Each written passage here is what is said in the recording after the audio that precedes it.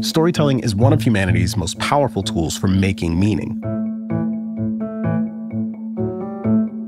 Every waking moment, we're crafting a narrative about ourselves and about the world around us. It's how we make sense of our past, how we understand our present, and how we imagine the future. As psychologist Dan McAdams once put it, we are all storytellers, and we are the stories we tell. My desire was to be amongst and find out about animals in their natural habitat. In this episode, we'll talk to famed conservationist Jane Goodall and actor Terry Crews about the stories of their lives. And we sit down with Professor McAdams, who's spent a career studying how people from all walks of life use personal narratives to help make sense of the world. We'll look at how the stories we tell about our own lives help us navigate humanity's eternal search for meaning and purpose in our vast, miraculously complicated, rapidly expanding, and incomparably mysterious cosmos. This is Dispatches from the Well.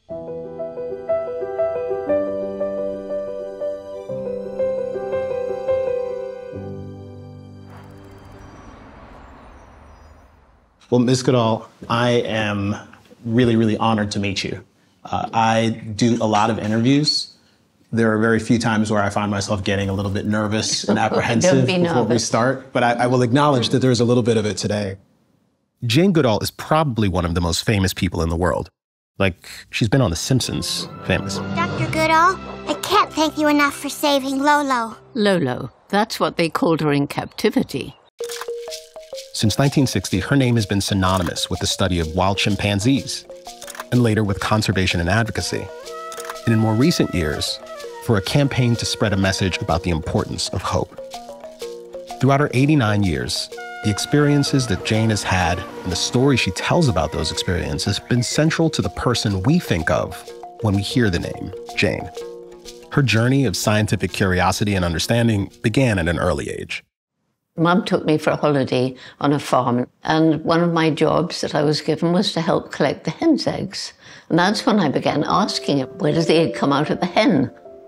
Nobody told me. So I remember vividly seeing this hen. She was brown, and she was going into this hen house, and my little 4-year-old mind must have thought, she's going to lay an egg. So I crawled after her, and apparently I waited for about 4 hours, and nobody knew where I was. And my mother sees this little girl rushing towards the house, all covered in straw. She said she was about to ring the police, because, where was I? And instead of scolding me, she sat down to hear the wonderful story of how a hen lays an egg. And I love that story because isn't it the making of a little scientist? Yeah. Asking questions, not getting the right answer, deciding to find out for yourself, making a mistake, not giving up and learning patience. It was all there. And a different kind of mother might have crushed that early scientific curiosity. And I might not have done what I've done. I've heard this story before. Jane has told it countless times. It's even been turned into a children's book. But you don't get tired of hearing it. There's so much meaning packed into this one story. Jane has led this remarkable life, but what's equally remarkable is how she thinks about her experiences and translates them into meaning and purpose. We make ourselves whole through stories. Professor Dan McAdams is fascinated by life stories as well. He specializes in narrative psychology and has been researching the role that these stories play in how we view ourselves and the world around us. There's this famous developmental psychologist named Erik Erikson, and he wrote about this concept of identity. And Erikson described it as this kind of pattern in the brain that gives your life a sense of purpose and unity and integrates your past, present, and imagined future and situates you in the world. And okay, that all sounds good, but what is it? What is it? And maybe a few months later, I'm still thinking about this problem, this question, and I'm thinking, well, maybe it's a story. Because stories do that. They integrate past, present, future in the sense of beginning, middle, end. Maybe people are walking around with stories in their heads about how they came to be, where their lives are going. And these stories are partly based on fact, on real lived experience, and they're shaped by culture and all that kind of thing. But they're also made up a little bit, right? They're embellished. And we start to work on the story in our teenage years, maybe early 20s. We continue to work on it throughout our lives. We're all authors, creating meaning in our lives through narratives. Hello? I have a collect call from... Someone with an incredible command of their own story is Terry Crews. Today, you may know him from his role in Brooklyn Nine-Nine. Oh, damn. Or perhaps as the primetime host of America's Got Talent. Terry Crews! Before he found his way to Hollywood, Terry was a professional football player. Terry Crews, number 51. Now, for many, making it to the NFL would be a dream come true. But as Terry would come to realize, that was someone else's dream. I met him in his production studio at Pasadena. I will tell you right away what my favorite thing of yours is, and it's Idiocracy. And I know that was some time ago. I thought your hair would be bigger. I remember auditioning probably 20 times for this role. And I was basically an unknown at the time, but when I came in for the audition, I based the President Elizondo Herbert Mountain Dew Camacho on a pastor that I knew, who I grew up with. And he was basically, he was a charlatan. Like, he was selling drugs out of the pulpit. He had affairs with various people all over the church, but he could preach. And that's what people would say. They would literally go, oh, but he preached. And I was like, but he literally is not doing anything that he's saying he's doing. He's gonna be that comedy. I'm curious about the nature of realizing that pro football, after all of the work you did to get there, wasn't what you wanted to do. You know, it's wild because, first of all, I was a product of my environment in a lot of ways. You know, I was an artist, left-handed, right brain, very creative. But I also realized that being an artist was not going to get me out of Flint, Michigan. And at the time, Flint, Michigan was going through several things. The decline of the auto industry, the crack epidemic. I was going through violence in my own house where my father was very abusive to my mother. And this religious thing that was always there was about what we couldn't do. I knew I had to escape. And sports was the only way I actually saw. When I say product of my environment, that was the way I saw people leave, especially young black men. It was the thing where you play basketball, football, track, it was gonna be a way out. And I decided that football was going to be my way out. But all that being said, I didn't like football. What I really liked doing was playing outside all day with my friends. That was the essence of what I liked. It could be football, it could be racquetball, it could be any game. But what I enjoyed was that. But the game itself, I didn't really like. And it was a real deep revelation for me. Like, I just dedicated my whole life to something I don't like. It was only at the end of your career that you kind of had that realization? You know, you fool yourself. You talk your way into things. I mean, I'm in the NFL. Yeah. This is the dream. And other people really valued it as well. Well, that's the thing. I mean, I have to tell you, there are a lot of people who, especially out here in Hollywood, who had other careers because their parents wanted them to do that. My parents wanted me to be a lawyer. So I was a lawyer, but I wanted to be an actor. Yeah. And I was like, I want to be an artist. I want to paint. I want to draw. I want to create. I want to direct. I want to make movies. I want to do all. Let me tell you, when I met my wife, we got engaged, and I said, first of all, we're going to play in the NFL. Then we're going to move down lane. We're going to make movies. We were sitting outside of a hamburger joint. I'll never forget.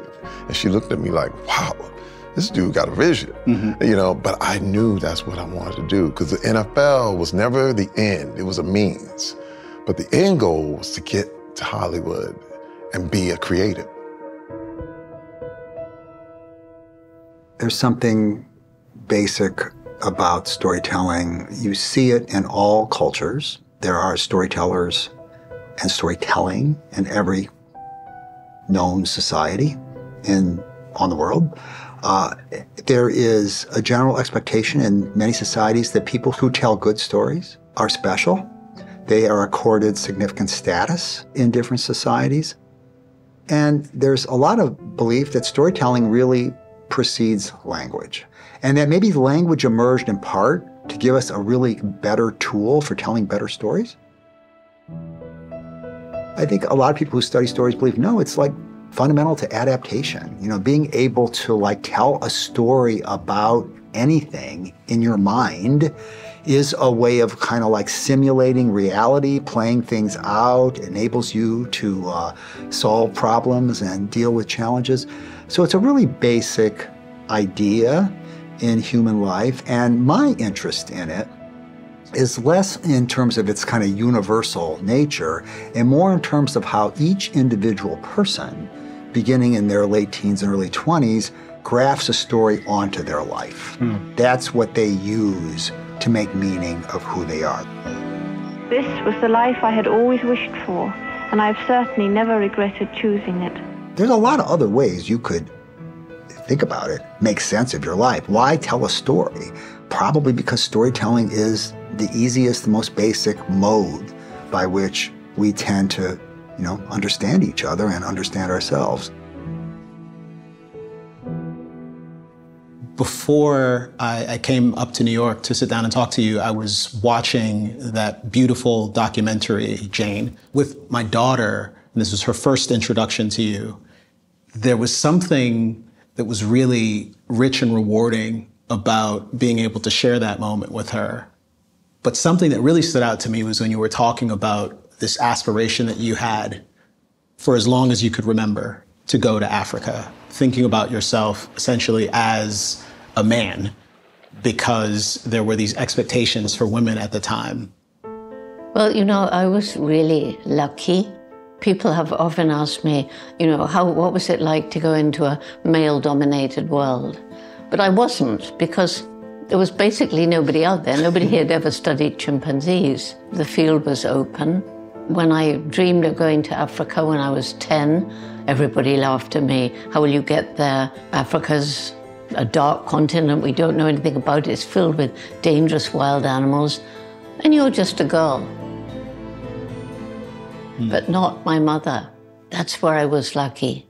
She said, if you want to do something like this, you're going to have to work really hard, take advantage of every and any opportunity, and then, if you don't give up, hopefully you find a way. And so that support for a young person, I think, is absolutely crucial. Just as stories can empower us, they can also box us in. Jane was fortunate to have a mother who offered her an alternative to the naysaying narratives of others. Terry also had a formative experience that would help him realize that the story of his life was hardly preordained. There was a teacher by the name of Mr. Eichelberg, white man who, and again, I grew up in a city that by the time I was a senior, it was mostly Black.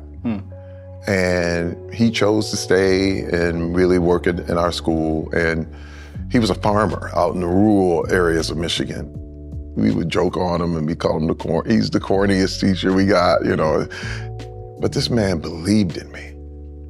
Like, when I say all it takes is one person to believe in you, for you to actually be successful, he's one of the examples, because he saw my art ability and I didn't even believe in myself. Now you have to understand, I would go to assemblies and everyone would say, you can be anything you want to do. You can do anything. And you go, oh, wow. And then I was the kid that would run up after the assembly and say, I want to do this, this, this, and this.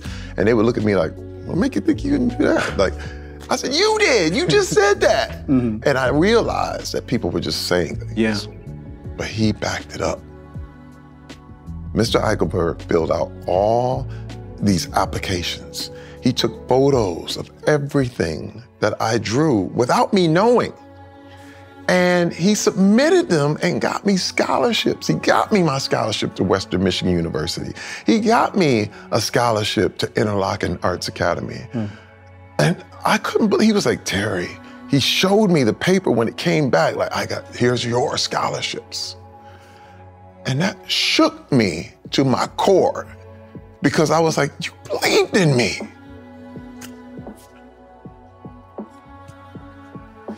Man, you believed in me, man. Like, you really meant that. I don't know what to say, man. This man didn't have to do any of this. And he saw that I wanted a different future. He changed my life forever. Changed my perspective forever. That's one of the stories I tell my kids. And I'm like, you have to treat everyone as an individual.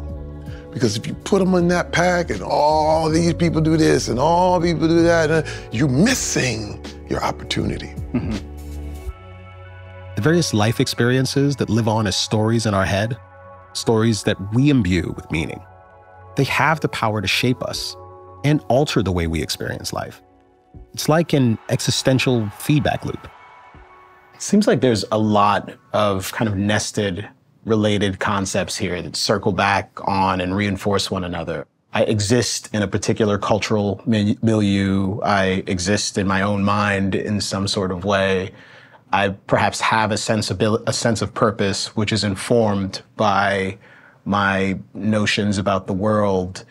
But in the same respect, my sense of purpose can inform my notions about the world. How do you disentangle those things to begin talking about it in a way that actually helps us wrap our hands around these concepts? Yeah, I think it is hard to disentangle those things. And I think when I started thinking about life stories in the mid-1980s, I was a little naive about how they work. I kind of at first imagined it like we're all authors and we've got these novels in our heads and they're kind of like really well formed with chapters and high points and low points and turning points. And then I just started doing interviews with people to ask them, think about your life as if it were a novel, divided up into chapters. And I thought, well, will they be able to do it? And people said, yeah, I can do that. And so we had a lot of success early on. But over time, it became clear that, these aren't all that well formed. And they're not just your story. I mean, you think you've got a story and you created it, but your culture shaped it. Growing up in America gives you certain opportunities and constraints when it comes to creating a story. So you can't pull culture out of it.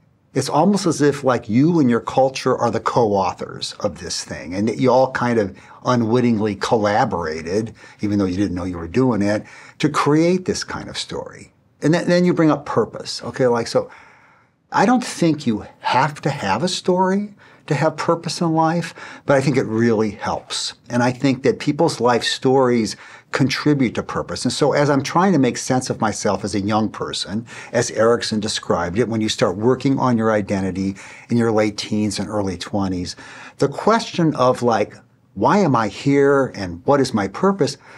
That's central. That's part of it. And so the story is likely to be infused with that in one way or another. I wasn't thinking when I started the work that I'm studying people's life purpose. I was thinking mostly about, I'm kind of understanding how they make sense of their lives, how they make meaning. But then it became pretty clear that purpose has to be part of that for most people.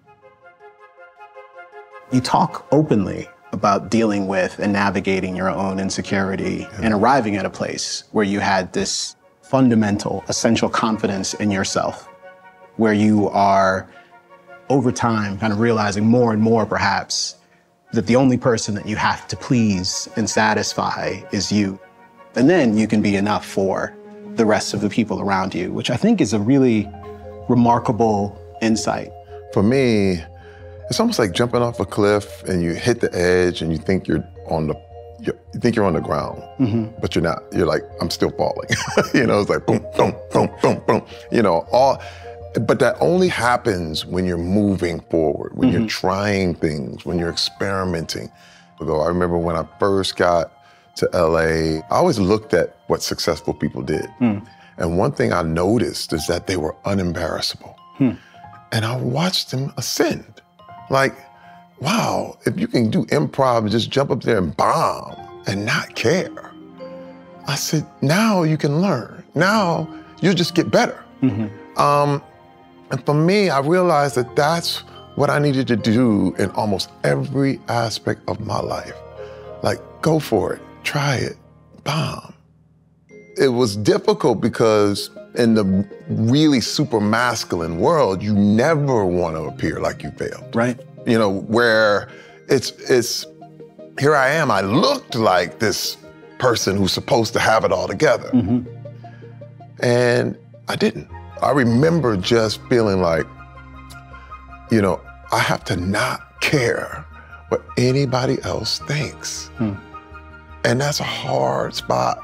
I mean, because you're alone. But I also realized that that was the only way I was going to learn anything. Start at the bottom. Be humble. Try, because this is the mistake I made before, is that every time I was arrogant, I got humbled. I'll never forget the time, you know, when I moved out here and I actually was borrowing money from my best friend, to the point where I had probably, you know, 10, 13 loans from this guy, and he was a former football player, and I was just like, yeah, man, I need another loan. But I was so arrogant, I wouldn't work. I was just thinking I'm a former football player, and it'll all work out. And one day he turned and he said, no. And I was like, oh, no, that's okay, you know, all right, no problem, no problem. You know, when your voice gets that high, you know something's wrong. When he said no, I was pissed.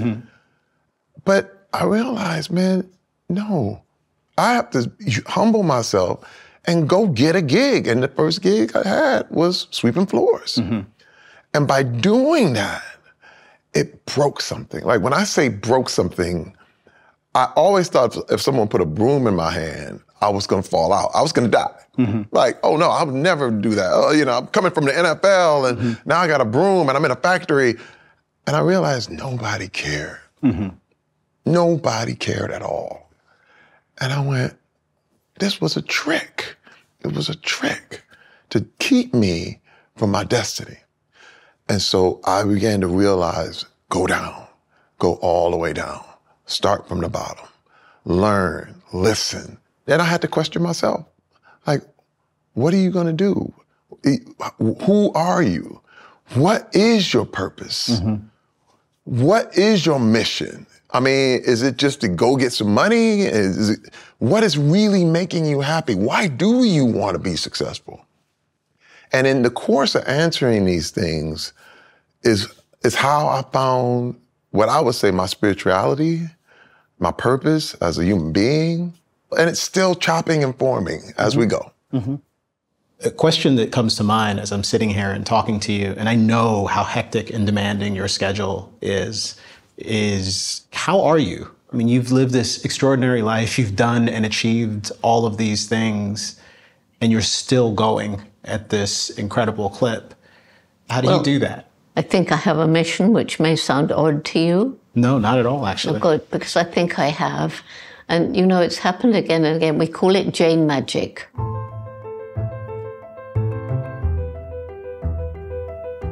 Like last night was a perfect example. My voice has got so tired with over-speaking, and yet when I get out onto that platform, my voice comes back. And it's very strange. Sometimes if I'm really, really tired, I feel like I open up my mind to say, please, please, please help. You know, so this is why I feel that I'm on this mission, because things come to help me do it. And I've come to believe absolutely there are two Janes. There's this one talking to you, just me. And then there's a kind of icon created by Geographic and Discovery and all these things, you know. I have hard work keeping up with that chain. But, you know, that's the one that's on the mission. Yeah. Could you talk a little bit about the benefits of having a clear, well-defined sense of purpose? Yeah. Frederick Beutner described this sense of calling, and he says it's where the world's hunger and your own gifts kind of intersect. He describes a person's skills and opportunities and so forth as manifestations of their gladness. Okay, so like I get real delight. I get gladness in certain kinds of experiences. Wouldn't it be great if I could meld those or intersect those with what the world needs? So I think purpose, in the best sense of the word, sort of does that. So you have a sense when you feel that you have purpose in life that you are living out something that is authentic, that's truly you, that gives you gladness, that in some way meets your deep needs. But at the same time, it's addressing the hunger of the world. And that means that it's doing something important for the world outside me. Now, what would that be, right? I mean, like one could argue, well, I think, being a hedge fund manager, I love it. And it's meeting the world's needs. And so that's my calling. And I respect that. But for me, a more exalted way to think about it is that one's purpose and calling at the end of the day should be in one way or another contributing to the continuity of our species, right? To the next generation. Erik Erikson, he had another very cool term in his theory. He called it generativity. And he argued that in midlife, all of us need to come to terms with generativity. The desire for generativity is the desire to leave something positive behind, to make a positive contribution to the next generation through care and through commitment. Many people do it through parenting, but there's all kinds of other ways to be generative as well. Mentorship, leadership, even in your business and as well as your personal life. People seek to be generative increasingly. And I think purpose ultimately, especially as we get into our midlife years, should connect to generativity in some way. Otherwise, why are we here?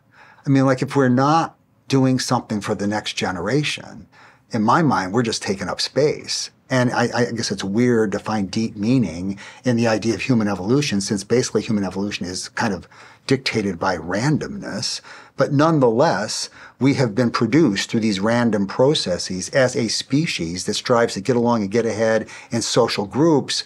And we have evolved to care about that a great deal. And what would be more important than to keep that going? That opportunity that this species has to do something that in one way or another makes the world a better place down the road. Well, my best days of my life were at Gombe. And I left because I realized that across Africa, chimpanzee numbers were decreasing and forests were being cut down. And that's when it hit me. If we don't help these people find ways of making a living without destroying the environment, we can't save chimpanzees, forests, or anything else. So the Jane Goodall Institute began this program, Tukari. It's very holistic. Jane realized that it was poverty, not malice, that was leading to the rapid degradation of natural resources. So the program recruited local Tanzanians who went to area villages not to prescribe solutions to people who lived there, but to find out what was needed to make their lives better. As I was traveling around the world to raise money for this project, I was meeting these young people who were losing hope. Some angry, some of them were depressed, even clinically depressed. Mostly they were just apathetic, not caring, And I began asking them in all these different countries, why do you feel like this? And more or less they said, well, you've compromised our future and there's nothing we can do about it. So we have, since the Industrial Revolution, maybe since the Agricultural Revolution, we've been stealing that future as we destroy the planet, as we destroy the natural environment, because we're part of that natural environment. But when they said there was nothing they could do there, I said, no, that's not true. That's when I began this Roots and Shoots program, where the main message is every one of us makes an impact on the planet every day, and we can choose what sort of impact we make. And once you start taking action, you'll find, yes, you can make a difference. And then you want to do more because it makes you feel good. And the more you do, the more you inspire others. Then think that all around the world, other people like you are doing the same. But while not all of us can make generational change on the scale of Jane Goodall, we each have the opportunity to pass down stories, knowledge, and values that can help those that come after us. One of the things that I've tried to do with my kids is develop these like mantras in the household. There are two things that I tell them all the time, and I borrowed these from a mentor. You're capable of more than you can imagine, and you're responsible for your own happiness. And I love hearing my daughter like say this kind of stuff back to me. And I'm sure it annoys her, but I do think it's so important to be able to just embed these principles. So I'm curious about your approach to parenting now, where you find yourself, and how you go about inculcating these lessons to your kids. I'm very careful about dispensing a lot of knowledge unless they ask, or if I see they're obviously in a quandary. I like to let them work it out until they need help. And then I also I'll send them texts of different things. Ralph Waldo Emerson was one of my favorite people. He has a quote that I love so much. It was, God will not have his work made manifest by cowards. These are the things I send my kids. Like, for you to even be born, your mother had to be courageous enough to have you.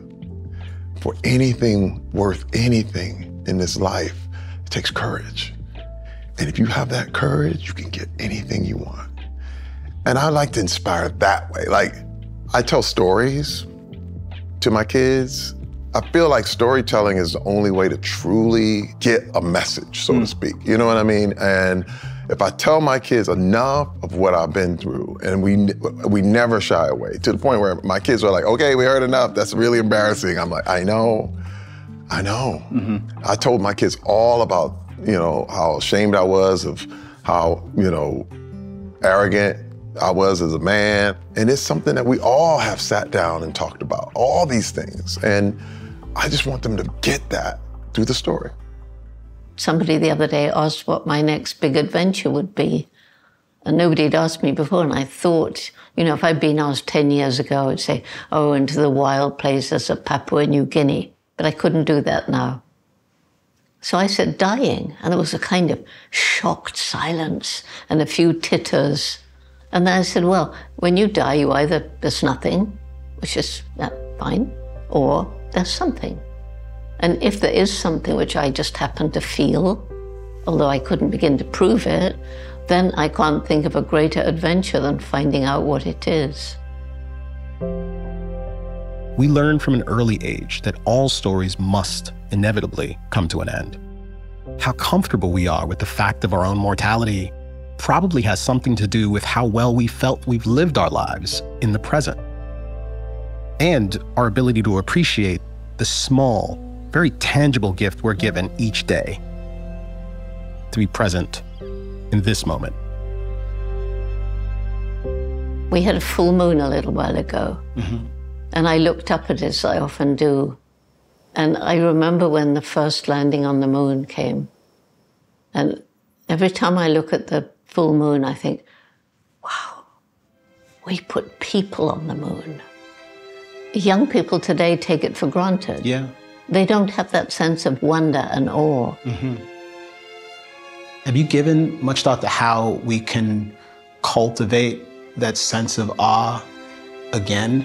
I think one big problem with that is that more and more and more are we being dissociated from nature. Especially children, if they aren't able to be in nature, if they can't feel the earth, if they don't learn how there are millions of little organisms in the ground beneath us, if they can't go to places where there's none or very little light pollution and see the brilliance of the stars and how they stretch up and up and up till you can't really see them anymore, then how can they develop this sense of wonder? For me, when I'm out in the forest, which is my favorite environment, I have this very strong sense of spiritual connection with some greater power, which some people would call God, some people call Allah, some people would call, the Creator. But out in nature, it's like you feel the power of the universe And then you look up at the moon and the stars. And then you think about the evolution of life on Earth. And then you wonder, is there a meaning? Is there a meaning we're here? Is there? I think every single one of us has some role to play, even if we don't know what it is.